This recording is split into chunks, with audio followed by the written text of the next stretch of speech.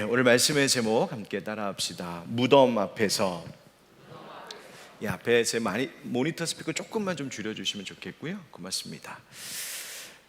오늘 함께 교독한 말씀, 죽은 나사로를 다시 살리신 이 일은 예수님께서 행하신 여러 기적의 역사들 중에서도 가장 극적인 사건 가운데 하나가 아닌가 좀 생각해 보게 됩니다. 예수님께서 병든 자를 고치기도 하시고 귀신을 물리치기도 하시고 오병이어의 기적 혹은 가나 혼인잔치 물로 포도주를 만드는 일들과 같은 것으로 사람들을 고치기도 하시고 먹을 것과 마실 것을 주신 일, 그것도 당연히 놀랍고 엄청난 기적의 역사였지만 이미 죽은 자를 살리신 일, 죽음을 이기시고 생명을 주어서 다시 살리신 이 일은 더 크게 우리에게 감동으로 다가옵니다. 왜? 바로 죽음이라고 하는 문제가 그렇기 때문입니다. 죽음은 사람의 힘으로 어찌할 수 없는 가장 크고 넘어설 수 없는 문제이기 때문입니다. 죽음의 문제가 해결될 수만 있다면, 죽음이라고 하는 문제를 해결하신 예수님이시라면 우리가 살면서 예수님께 맡기지 못할 문제가 어디에 있겠습니까?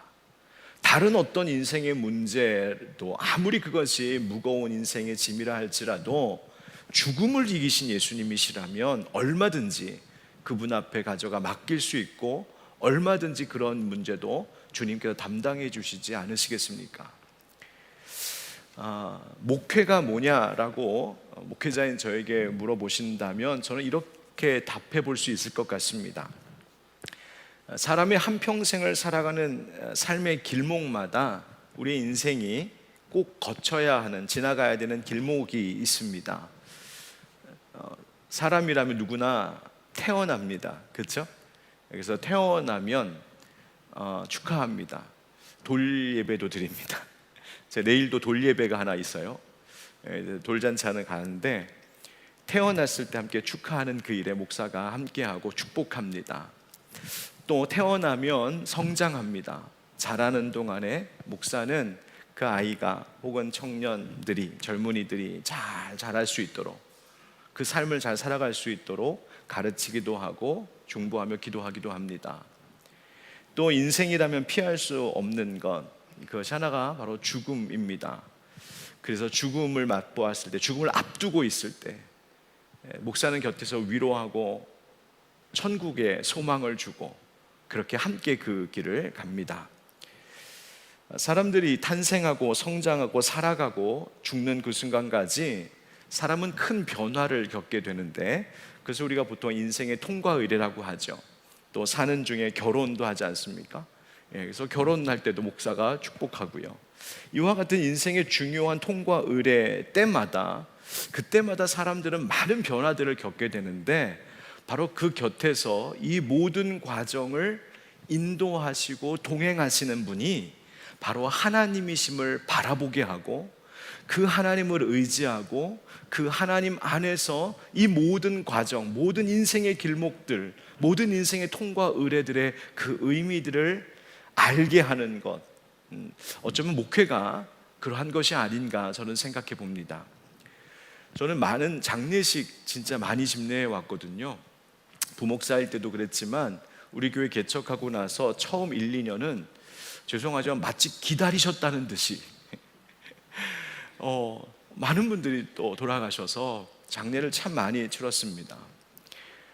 사랑하는 분을 떠나보낸다는 것은 슬픈 일입니다. 장례식 많은 것을 느끼게 합니다. 사람이 죽음 앞에서 얼마나 무력한지를 깨닫게 합니다. 또 살면서 우리가 그렇게 중요하다고 여겼던 것들이 죽음 앞에서는 진짜 아무것도 아니라는 것을 너무나 많이 깨닫게 하는 것, 그것이 바로 죽음, 장례식입니다. 그래서 장례를 참석하고 또 장례를 집례할 때마다 저는 저 스스로도 삶을 다시 재조정하게 됩니다. 무엇이 중요한가, 무엇이 먼저일까, 무엇을 소중하게 여기며 살아야 하는가 등 제 자신을 재정비하게 되는 것이 장례식이기도 합니다. 그런데 이 죽음의 실체를 딱 맞닥뜨리는 장례에서 혹은 화장장에서 혹은 무덤 앞에서 실감하게 되는 것이 있습니다. 그것이 뭐냐면 바로 예수를 믿는다는 것의 힘이 얼마나 강력한 것인지에 대한 것입니다. 물론 예수 믿는 믿음이 있는 사람이라고 해서 부모님이 돌아가시고 가족 중에 누군가가 세상을 떠나는 일, 사랑하는 누군가가 세상 떠난 일, 그 죽음이 슬프지 않은 것은 아닙니다. 여러분, 장례식장 가서 우는 유족들에게 왜 우냐고, 왜 믿음 없는 사람처럼 울고 있냐고, 우린 천국 가서 다 만날 건데, 여러분 섣부르게 그렇게 말씀하지 마십시오. 그것은 사랑하는 이를 잃은 자의 마음을 충분히 공감하지 못하는 겁니다. 맞죠? 천국 가서 다 볼 것이죠. 그러나 거기서는 그렇게 얘기하는 게 아닙니다. 그냥 위로하고 함께 기도해주고 끌어안아주고 함께 울어주는 것, 그것이면 족한 겁니다. 자, 그런데 그렇게 슬픔이 있는 죽음이지만 예수 믿는 믿음의 사람들에게는 그 슬픔을 이기는, 그 슬픔이 없어서가 아니라 그 슬픔을 오히려 압도하는, 슬픔이 없어서가 아니라 슬픔을 뚫고 나오는 강력한 힘이 예수를 믿는 사람들에게는 있습니다. 화장장에서 정말 많이 보는 장면인데요, 많은 분들이 그 시신이 화구로 들어갈 때 가족들, 유족들이 오열합니다. 어떤 이들은 가슴을 치면서 후회와 안타까움을 뒤섞어 괴로워합니다. 어떤 이들은 그 현장을 보면서 두려움에 몸서리칩니다. 무섭다고 느끼는 겁니다. 그런데 놀라운 것은 뭐냐면 똑같은 장소이고 똑같은 상황을 지켜보고 있는데 예수를 믿는 사람들은 그 속에서 찬양을 합니다. 예수를 믿는 사람들은 모든 다른 사람들이, 다른 가족들이 슬픔 가운데 괴로워하고 오열하고 있는 중에도 예수 믿는 사람들은 그 슬픔을 뚫고 소망을 붙듭니다. 이 화장장에서 그 오열하는 사람들의 틈에서 소망을 노래하고 찬양하는 소리를 들을 때에 그 모습을 딱 보면 이 모습이 얼마나 대조적인지 모릅니다. 정말 이 사람들이 똑같은 일을 겪은 사람들이 맞을까? 지금 똑같은 것을 보고 있는 것이 맞을까? 아니, 어떻게 죽음 앞에서 노래를 부르는가? 어떻게 죽음 앞에서 희망을 말하는가? 저는 저희 외할머님 권사님 장례식의 마지막을 잊지를 못합니다. 제 할머님 시신이 모셔져 있는 관을 하관하는 마지막 예배였습니다.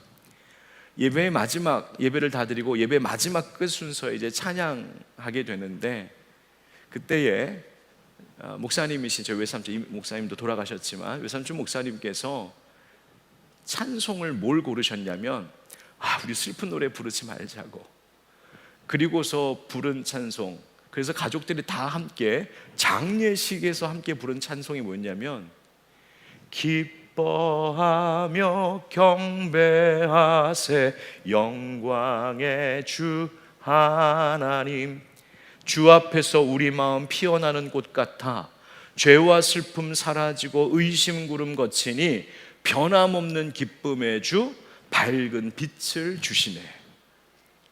어쩌면 인생의 가장 어두운 순간입니다. 가장 어두운 무덤 속으로 들어가고 있는 시간입니다.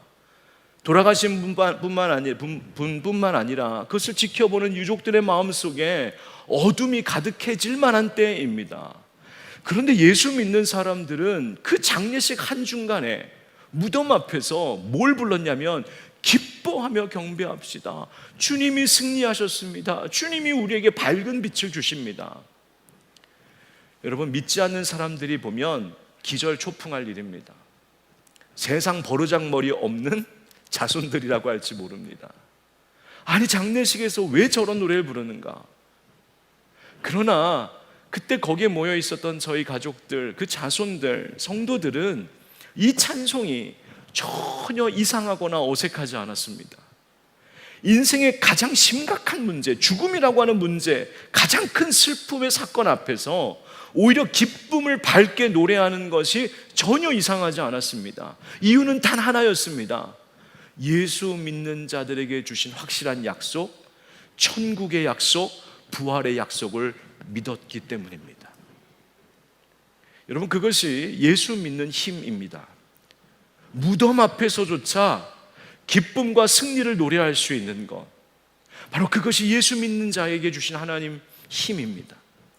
그러니 죽음보다도 못한 인생의 다른 어떤 문제, 인생의 가장 큰, 우리의 능력으로는 어찌할 수 없는, 인생의 가장 심각하고 어둡고 슬픈 죽음이라는 문제 앞에서도 찬양하고 기뻐할 수 있는 이유를 주시고 약속을 주셨다면, 그보다 못한 인생의 다른 어떤 문제 앞에서 우리가 노래하지 못할 이유가 없습니다.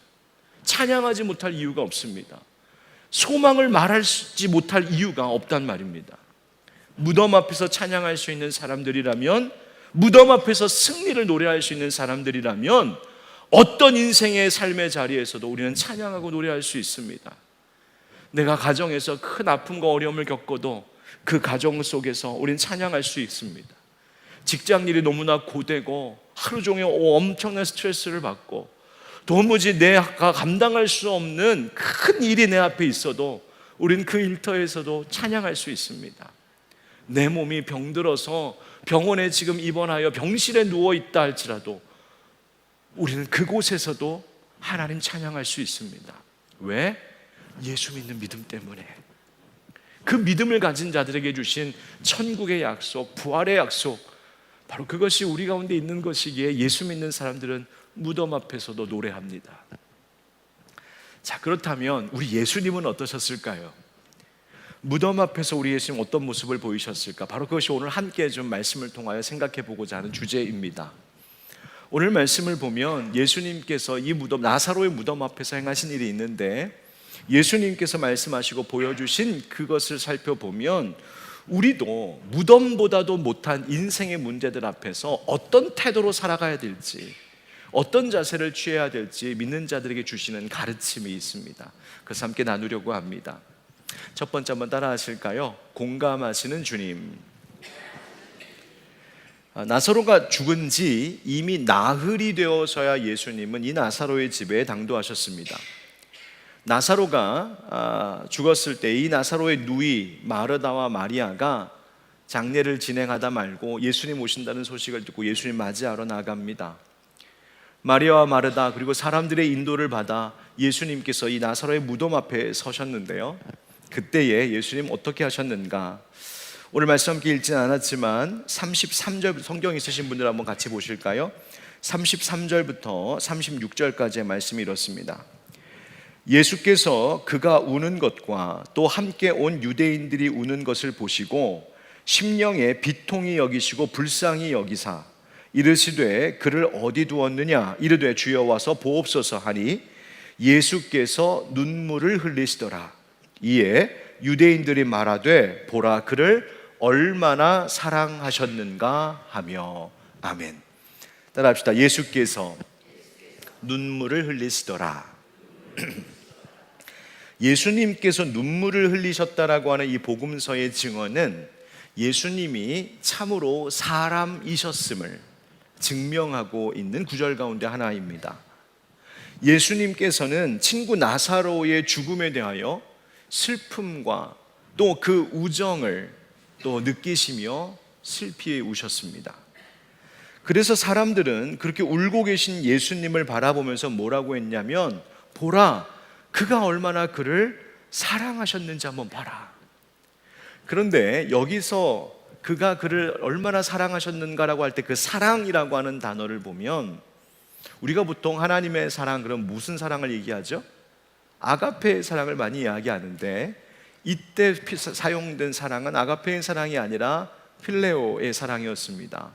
즉 우정과 같은 것입니다. 사람의 관계 속에서 겪는 우정, 우애. 그러니까 예수님은 어떤 분이셨냐면 하나님으로서 조건 없이 우리를 그저 사랑하시는 아가페의 사랑의 하나님이시기도 하셨지만, 예수님은 또한 인간으로서 친구, 사랑하는 친구, 그 나사로와 깊은 우정을 나누시고 그런 감정도 가지셨던 분이 바로 예수님이셨습니다. 앞서 33절에도 보면 예수님은 그 초상집에서 울고 있는 자들을 바라보시며 심령의 비통이 여기시고 불쌍히 여기사 이렇게 되어 있습니다. 다시 말해 예수님은 사람들이 겪는 슬픔에 공감하셨고, 예수님은 사람들이 죽음 앞에서 어찌할 도리를 찾지 못하고 절망하고 있는 모습에 슬퍼하셨던 분이 바로 예수님이셨습니다. 그러니까 예수님은 인생들이 죽음의 문제 앞에서 괴로워하고 슬퍼하고 있을 때 인간의 그 무능함, 그 인간의 무력감 앞에서 함께 안타까이 여기시며 눈물을 흘리셨던 분이셨습니다.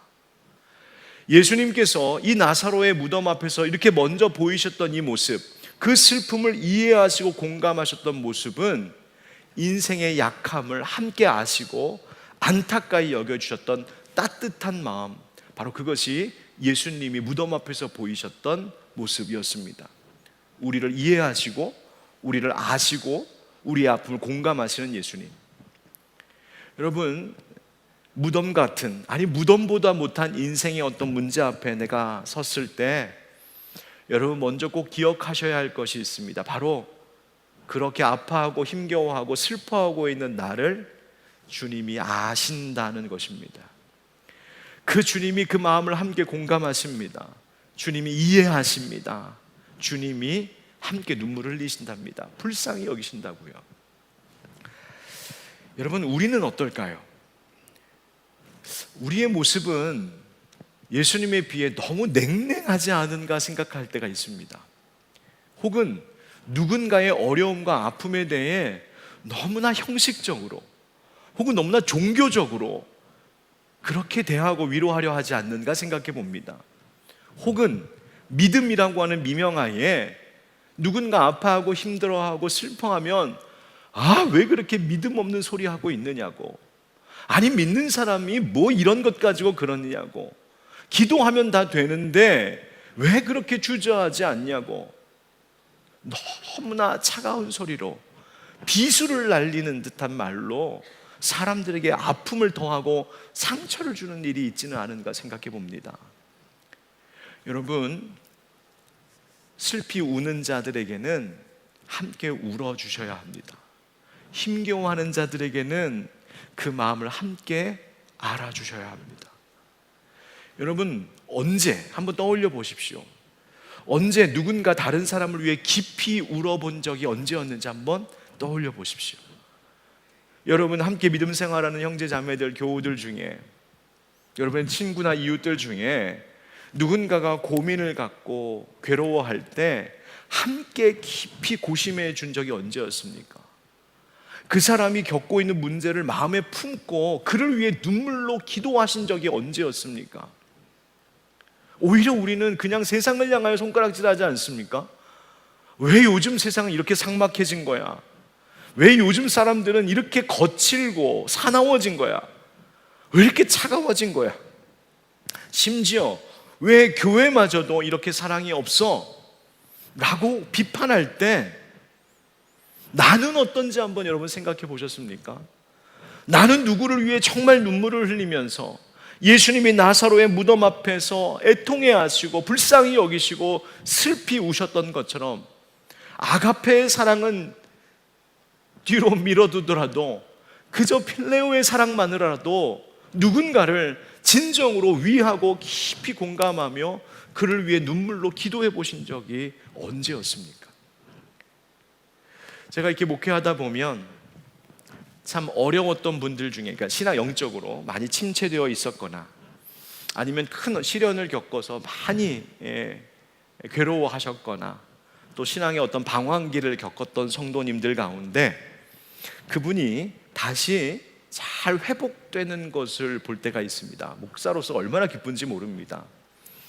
그런데 어떻게 그분들이 회복되었을까?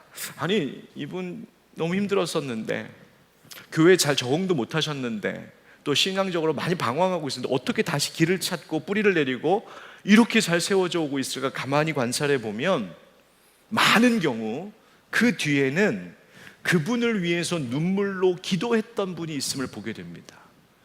이건 정말입니다.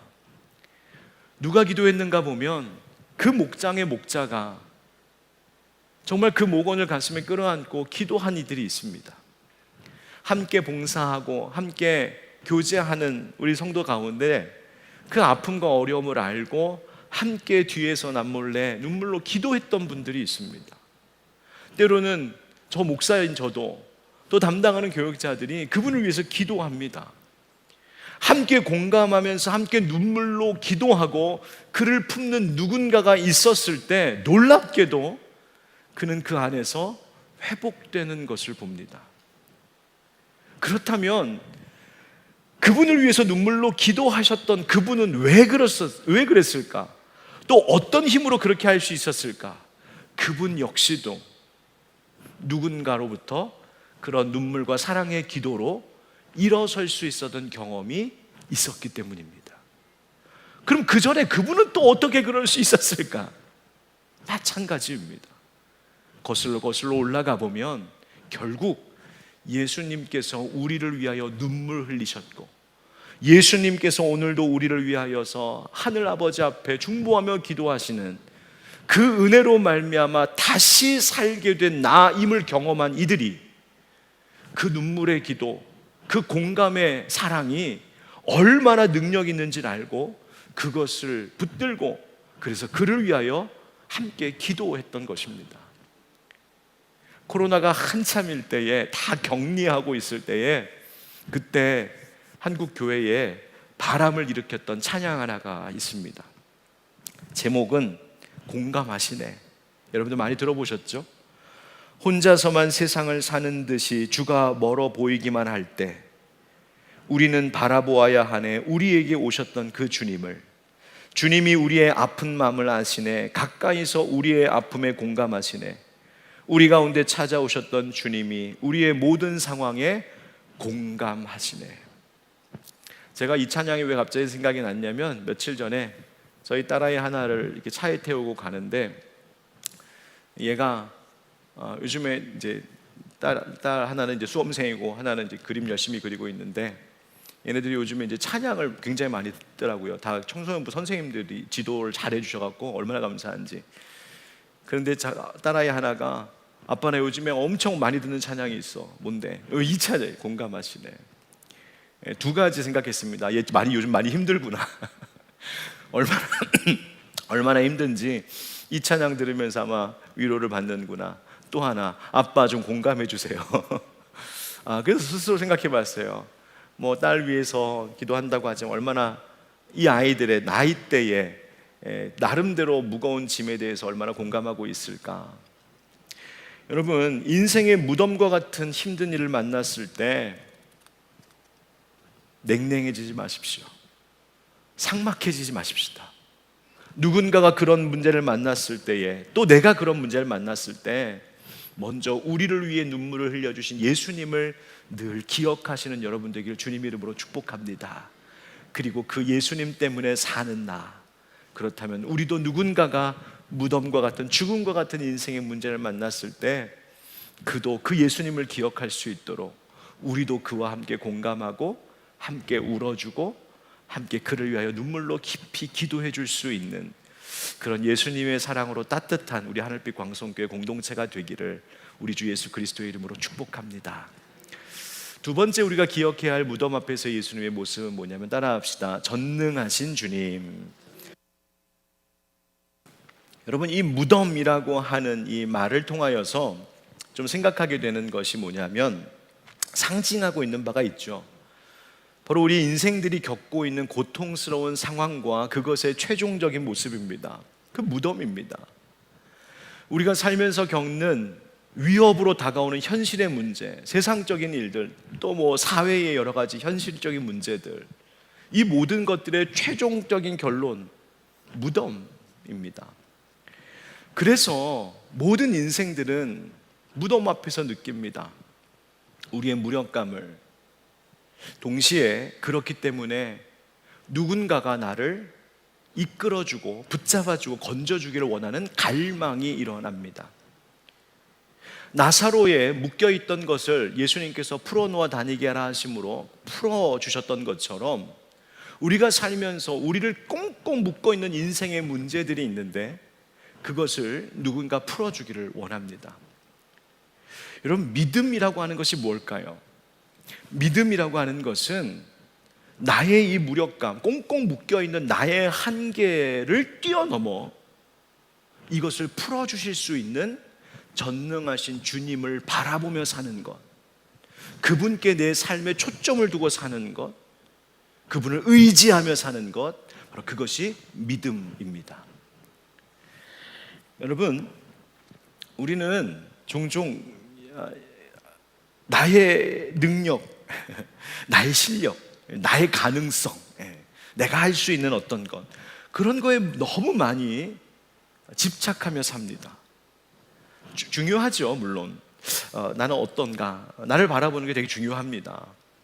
그러나 하나님을 신뢰하는 자들은 나의 한계와 나의 무능함, 여기에 집착되어 있는 에너지를 거기에 너무 쏟아부을 것이 아니라 그 너머에 하나님을 신뢰하는 자들에게 주시는 잠재된 믿음의 능력을 주목하는 데 더 많은 에너지를 쏟으며 사셔야 합니다. 여러분, 우리가 이제 올해도 하나님의 꿈, 우리의 미래라고 하는 주제로 지금 1년을 달려오고 있는데, 하나님께서 우리에게 이루어 주시기를 원하는 것들이 있잖아요. 하나님의 그 꿈이 뭡니까? 그런데 여러분, 우리가 하나님 앞에 무엇을 구한다, 기도한다, 바란다라고 하는 그 내용을 보면 그것은 모두 우리의 한계 너머에 있는 것들입니다. 여러분, 내가 할 수 있는 일이라면 뭐하러 기도하겠습니까? 내가 다 다룰 수 있고 다 통제할 수 있고 내가 다 이기고 극복할 수 있는 일이라면 기도해야 되는 이유가 무엇입니까? 그러나 우리가 기도하는 이유가 뭡니까? 내가 할 수 없음을 알기 때문입니다. 내가 다 통제할 수 없음을 알기 때문입니다. 그 너머에 내가 할 수 있는 그 능력과 실력 너머에 내가 바라는 것이 있기 때문입니다. 여러분, 그 너머에 뭐가 있습니까? 우리는 우리의 성품과 인격, 우리 믿음이 온전해지기를 원합니다. 그런데 늘 우리는 우리 한계 앞에서 무너지죠. 그 너머에 있습니다. 우리는 우리의 삶이 영원히 늘 평안하기를 원합니다. 그러나 그렇지가 않습니다. 우리 늘 강건하기를 원합니다. 그런데 그것도 우리의 힘으로 할 수 있는 것이 아닙니다. 우리는 우리의 가정과 하는 일들과 교회가 늘 번성하고 번영하기를 원합니다. 그러나 그것도 우리의 한계 너무 저편에 있는 겁니다. 여러분, 우리가 평안하기를 원하지만 현실은 그렇지 않기 때문이죠. 현실은 어떻습니까? 평안하기를 원하지만 불안합니다. 안전하기를 원하지만 위험합니다. 여러분, 어젯밤에도 큰 화재 사고 때문에 너무 큰 슬픔을 겪은 우리 이웃들이 있죠. 여러분, 이 세상에서 일어나고 있는 여러 가지 사건과 사고들, 재난과 재해들을 볼 때마다 우리의 안전함이란, 우리의 평안함이란 늘 우리의 한계 저 너머에 있는 것이구나, 그렇게 생각합니다. 우리는 늘 충만하기를 원합니다. 부족함이 없기를 원하는데 우리가 바라보는 현실은 늘 부족함이죠. 그 충만함도 늘 그 너머에 있는 것이죠.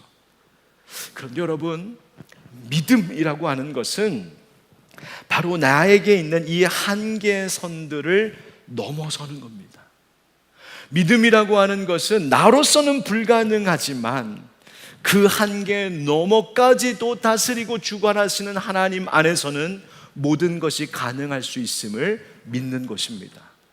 그래서 주님께서 이루실 가능성을 바라보는 것, 주님께서는 전능하신 분이라고 하는 것을 늘 바라보는 것, 그것이 바로 믿음입니다.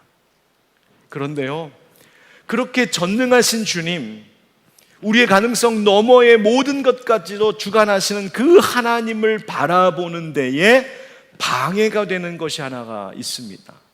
그것은 뭐냐면 우리가 처한 현실을 왜곡해서 인식하는 것입니다. 다시 말씀드리면 우리의 인생에 있는 그 삶의 무거운 짐, 때로는 삶의 어떤 장애물들을 실제보다 더 크고 더 무섭고 더 위협스러운 것으로 보게 합니다. 사단이 우리를 그렇게 만듭니다. 실제의 문제는 그다지 그렇게 심각한 것이 아닌데 그것을 이만하게 보게 합니다. 그래서 이 정도의 문제라고 하면 하나님 주신 지혜와 용기로 그 대안을 찾아갈 수 있을 텐데 요만한 거를 이만하게 보게 함으로 그것에 대한 대안을 찾는 게 아니라 무서워 도망쳐버리게 만듭니다. 회피하게 합니다. 여러분, 사람들 오늘 성경에 보면 나사로를 다시 살리시는 예수님이신데, 예수님께서 나사로를 다시 살리실 수 있다라고 하는 그 가능성보다 사람들은 나사로가 죽었다는 사실에 더 집착하고 있습니다. 37절 말씀에 보면 이런 말씀이 나왔었는데요. 그중 어떤 이는 말하되 맹인의 눈을 뜨게 한 이 사람이, 즉 예수님, 그 사람은 죽지 않게 할 수 없었더냐 하더라. 그러니까 사람들이 비아냥거리면서 얘기하는 거예요. 맹인의 눈을 고쳤던 예수라며, 그렇다면 죽은 자는 죽지 않도록, 병들었을 때에 병들었던 이 나사로가 죽지 않도록 미리 고쳐줄 수는 없었느냐, 비아냥거리는 거예요. 자, 여러분, 이 말 속에 있는 그들의 한계가 뭔지 아십니까? 예수님이 병든 자, 맹인이라든지 나사로가 병들었던 것처럼 병든 자는 고치실 수 있지만 죽은 나사로는 살릴 수 있다는 가능성을 전혀 보지 못하고 있었습니다. 왜? 나사로가 죽었다는 이 문제에 모든 시선이 꽂혀 있었기 때문입니다. 예수님 어떤 분이셨냐면 나사로가 죽을 때까지 기다리셨던 예수님이십니다. 여러분 잘 아시죠? 이틀을, 소식을 듣고도 이틀을 더 유하셨다고요. 나사로의 병과 죽음이 오히려 하나님의 영광, 하나님의 능력을 더 드러내게 하는 이유가 될 것이라고 예수님은 아시고 기다리셨습니다. 그리고 하나님 아버지의 가능성에 주목하셨습니다. 그 순간 제자들은 어땠냐면 불안했습니다. 제자들은 지금 이 상황이 어떻게 돌아가는 건지 잘 알지 못했습니다. 심지어 제자들은 예루살렘 가다가 유대 사람들한테 돌 맞았던 것 때문에 예수님 또 가면 우리 사람들한테 돌 맞을지 모릅니다. 그러면서 불안해했던 제자들입니다. 그럼에도 불구하고 예수님이 가자 할 때 이 제자들이 뭐가 뭔지 모르지만 암튼 우리 같이 가자 그러면서 제자 중에 하나는 우리 함께 주와 함께 죽으러 가자. 그리고 갔어요. 그랬더니 그 하나님의 가능성을 주목하면서 그 길을 가셨던 예수님과 함께 뭔지 모르지만 어쨌든 함께 따라갔던 제자들은 죽은 자도 살리시는 예수님을 목격했습니다. 마르다, 여러분 마르다가요 원망 섞인 말로 예수님께 이렇게 말했었거든요. 주님께서 진작에 여기 계셨더라면 내 오라버니가 죽지 아니했었을 텐데요. 예수님 일찍 오셨으면 죽지 않았을 것 아니에요. 여러분 마르다는요 예수님 믿는 사람이었습니다. 예수님과 대화 속에도 보면 부활을 믿는 사람이었어요. 그래서 예수님께서 네 오라비가 다시 살아나리라 말씀하셨을 때 얘 압니다. 마지막 부활 때에는 다시 살아날 줄을 내가 압니다. 그렇게 고백했던 사람이 마르다입니다. 마리아도 그랬습니다. 32절에 보면 마리아가 예수님 계신 곳에 가서 배웠고 그 발 앞에 엎드려 이르되 주께서 여기 계셨더라면 내 오라버니가 죽지 아니하였겠나이다. 예수님 진작 계셨으면 우리 오빠 안 죽었잖아요. 마리아도 그랬습니다. 여러분 이 사람들은 예수님 믿는 사람들이었어요. 하나님이 보내신 메시아임을 믿었습니다. 그래서 마지막 날에 부활을 기대했고 그때 되면 우리 오빠 나사로 만날 거 우리가 압니다. 그렇게 믿음을 고백했던 사람들입니다. 그러나 마리아와 마르다가 알지 못하는 거, 보지 못하고 있는 거 하나 있었습니다. 그것이 무엇이냐면 지금도 역사하시는 하나님이심을 믿지 못했습니다. 우리 예수님께서 지금도 살리실 수 있는 분이라는 것을 보지 못했어요. 그래서 예수님께서 뭐라고 말씀하셨냐면 그 부활을 현재의 현실로 말씀하셨습니다. 나는 부활이요 생명이다. 여러분 예수님이 나는 그러면서 말씀하셨어요. 예수님 지금 어디 계셨습니까? 먼 미래에 계신 겁니까? 아닙니다. 그들이 지금 나사로의 무덤 앞에서 죽음의 현실 앞에 있는 그 현재에 지금 그 자리 그 시간에 예수님이 함께 계시면서 말씀하십니다. 부활은 저 미래의 이야기, 먼 훗날의 이야기만이 아니야. 내가 지금 여기에 있는 것처럼 부활도 생명도 회복도 구원도 지금 있는 일이야. 예수님 말씀하신 거예요. 여러분, 우리가 인생의 무덤과 같은 인생의 문제들을 만나면 불안함이 찾아오고 의심이 일기도 합니다. 그래서 어떤 문제를 딱 만났을 때 문제가 희망하게 그냥 보입니다. 여리고성처럼 보입니다. 이스라엘 백성들 앞에 홍해 바다처럼 보입니다. 다윗 앞에 서 있는 골리앗처럼 우리의 인생의 문제가 보입니다. 쉬운 말로 잽이 안 됩니다. 내 실력이 아니 저 문제 앞에서, 저 홍해 앞에서, 저 여리고성 앞에서, 저 골리앗 앞에서 내가 뭘 할 수 있을까? 여기에 주목하고 집착하기 시작하면 한없이 무너져 내립니다. 할 수 있는 것이 없습니다. 여러분, 바로 그때 우리가 기억해야 할 것, 나사로의 무덤 앞에서 나는 부활이다, 나는 생명이다 말씀하신 주님 기억하시기를 축복합니다. 요즘 어떤 분이 저한테 그러시더라고요. 목사님 요즘 좀 마르셨어요. 좀 그래 보입니까? 사실 열심히 이제 좀 몸 관리를 좀 하느라고 먹는 거, 운동하는 거 좀 신경을 좀 쓰고 있습니다. 근데 제가 그냥 우스갯말로 목사님 어떻게 이렇게 좀 마르셨어요? 비결이 뭐예요? 그래서 마음고생이 심해서 제가 농담 삼아 그랬는데 사실은 반은 농담이고 반은 진담이었어요. 마음에 어려움들이 있습니다. 특별히 이제 교회가 앞으로 이제 큰 공사를 앞두고 있잖아요. 여러분, 우리 한국 교회에 이렇게 교회를 건축하신 목사님들이 많으시잖아요. 그래서 교회 건축하는 거 이제 때로 막 비판하고 비난하는 소리들도 있긴 하지만 여러분, 교회를 건축하신 목사님들 존경하시길 바랍니다. 야, 이분들이 겪었을 마음고생이 얼마나 컸을까. 하여튼 이 보통 일은 아닙니다. 이거 공사하는 것도 이렇게 신경 쓸 일이 많고 수없이 많이 이렇게 막 생각해야 될 것들이 많은데 얼마나 힘들까. 고민이 많아요. 필요한 것들도 많고요, 부족해서 더 채워져야 될 것들이 너무나 많아요. 그러다 보니까 자꾸 제가 뭘 보고 있냐면 나의 실력, 우리 교회의 실력을 자꾸 보는 거예요. 우리 성도들의 실력을 보는 거예요. 우리는 어떨까? 할 수 있을까? 야, 이건 골리앗 같은데? 우리가 해야 될 일이 여리고성 같은데? 도무지 보이지가 않는 거예요. 답이 없어요. 해결이 안 돼요. 오늘 말씀 묵상하다가 회개했습니다. 하나님, 제가 시선을 다른 데 잘못 두고 있었습니다. 여러분, 우리가 이제 공사 이 성전 세단장 프로젝트 시작하면서 슬로건 같이 건 게 있었거든요. Repair, Renewal, Revival. Repair는 공사하다는 뜻이고요, Renewal은 다시 새롭게 한다는 것이에요. 그래서 Repair 하는 것, Renewal 하는 것, 이거에 막 주목했어요. 그런데 말씀 묵상하다가 내가 마지막 단어 놓치고 있었구나. 그것이 Revival이었어요. 그것은 부흥이었어요. 하나님께서 일을 쉽게 진행하시지 않는 거예요. 하나님께서 가볍게 이 일을 처리하게 하시는 게 아니에요. 여러분, 다윗 앞에 섰던 골리앗 그 적장, 여러분 다윗만한 사람 나왔어도 되잖아요. 근데 하필이면 하나님은 그 앞에 골리앗을 두셨어요. 왜 그러셨을까? 네 능력으로 안 돼. 사람의 힘으로 되는 것 아니야. 물맷돌 잘 돌려서 골리앗 이긴 것이 아니라 그 다윗을 통하여 역사하고 있는 나로 인해 승리한 것을 내가 보여주기 위한 거야. 하나님 그거 말씀하신 거거든요. 그래서 하나님, 이 과정을 통하여서 우리에게 하고 계신 일이 있군요.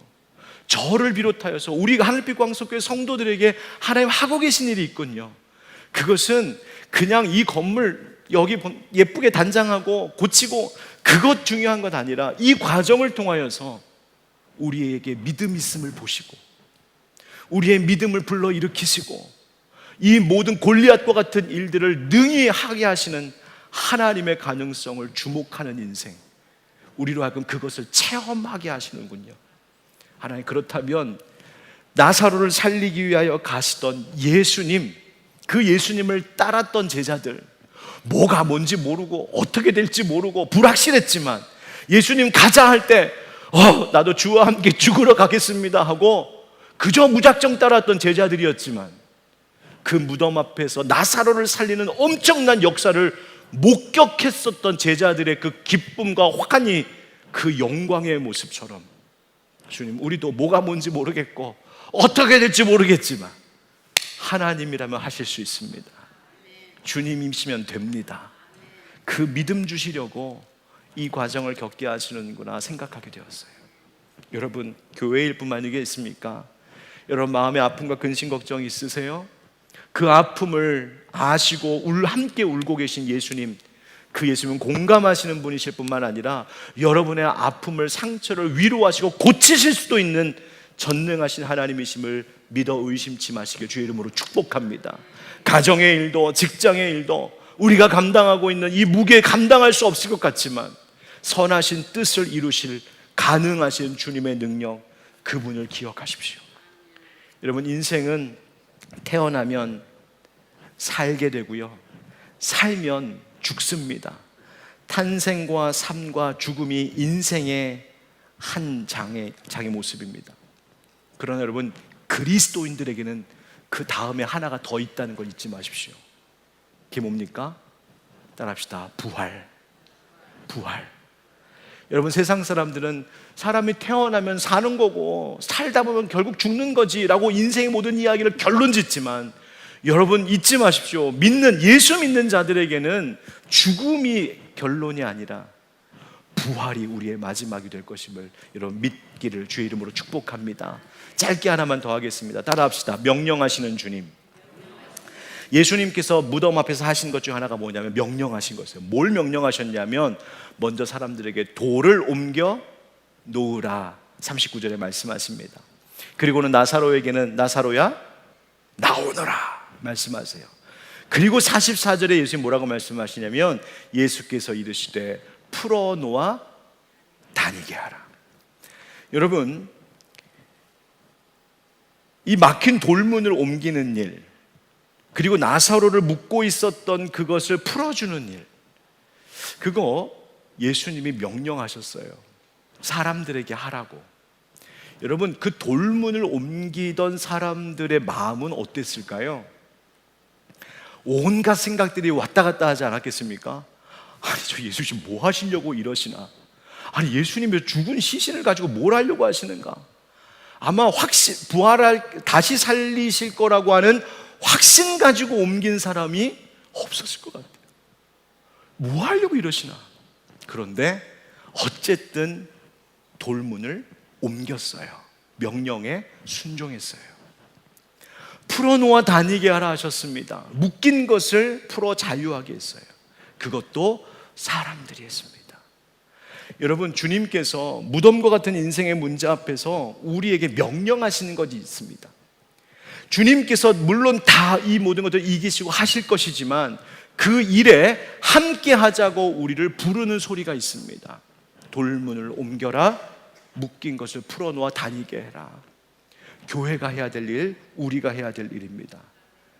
여러분, 죽음과 같이 여겨지는 수많은 일들이 많습니다. 온갖 사건과 사고와 지금도 계속되고 있는 전쟁과 지금 또 일고 있는 코로나와 같은 질병과 가난과 폭력과 많은 것들, 여러분, 이 세상을 살아가는 많은 인생들이 살면서 그들을 꽁꽁 묶고 있는 현실의 문제들이 있는데, 그것을 끊어서 풀어줘 다니게 해야 될 일은 교회가 해야 될 일입니다.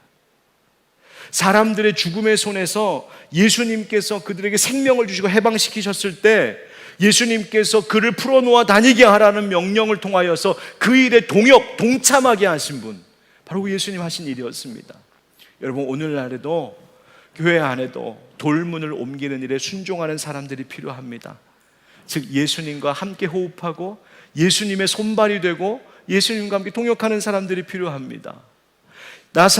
그 나사로에 묶여있는 것, 그래서 꼼짝할 수 없었던 나사로를 풀어놓아서 다니게 하는 것, 그 사람들이 했던 것처럼 이 세상 가운데에서 세상의 온갖 일들로 꽁꽁 묶여서 어찌할 수 없는 사람들, 그런데 그 사람들에게 예수님을 전해주고 그 사람들을 묶고 있는 인생의 모든 문제들을 풀어주고, 그래서 그 사람들이 와서 혼자 걸을 수 있을 때까지 그들을 양육하고 돌보고 준비시켜 줄 수 있는 아름다운 공동체가 필요합니다.